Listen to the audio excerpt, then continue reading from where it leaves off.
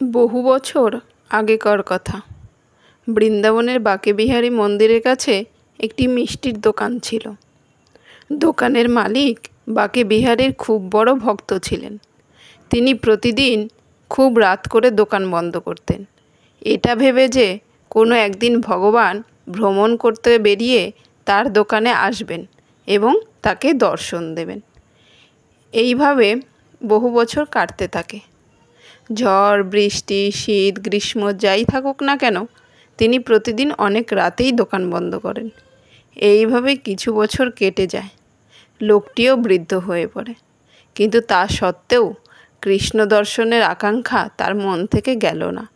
হঠাৎ একদিন তিনি দোকান বন্ধ করতে যাবেন, এমন সময় দেখেন 7-8 বছরের একটি বাচ্চা ছেলে দৌড়াতে দৌড়াতে আসছে তার দোকানের দিকে।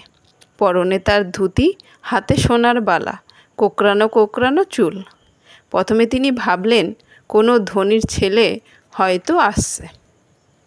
ছেলেটি এসে দোকানদারের কাছ থেকে মতিচুরের লাড্ডু চাইল, কিন্তু মতিচুরের লাড্ডু শেষ হয়ে যাওয়াতে তিনি ছানার মিষ্টি নেওয়ার কথা বললেন।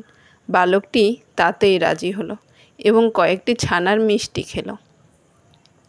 বালকটির কাছে কোনো টাকা না থাকায় বালকটি তার হাতের সোনার বালাটি মিষ্টির দাম স্বরূপ দোকানদারকে দিতে চাইল, কিন্তু দোকানদার সেটি নেওয়াতে অস্বীকার করল। বালকটি সোনার বালাটি খুলে দোকানে ছড়িয়ে দিয়ে সেখান থেকে দৌড়ে পালালো। দোকানদার ডাকলেও সে তার পেছন ফিরে তাকালো না। দোকানদার ভাবল, এত দামি জিনিস নিশ্চয়ই বাড়ির লোক কাল খোঁজাখুঁজি করবে, তখন বালাটি পরিবারের হাতে দিয়ে দেওয়া যাবে। পরদিন সকাল হলো, পুরো বৃন্দাবনে কলরব পড়ে গেল। বাঁকেবিহারীর হাতের বালা খুঁজে পাওয়া যাচ্ছে না। খবরটি দোকানদারের কানে এসে পৌঁছালো। সে বালাটি সাথে সাথে নিয়ে মন্দিরে পুরোহিতের কাছে যান এবং সব কথা খুলে বলেন।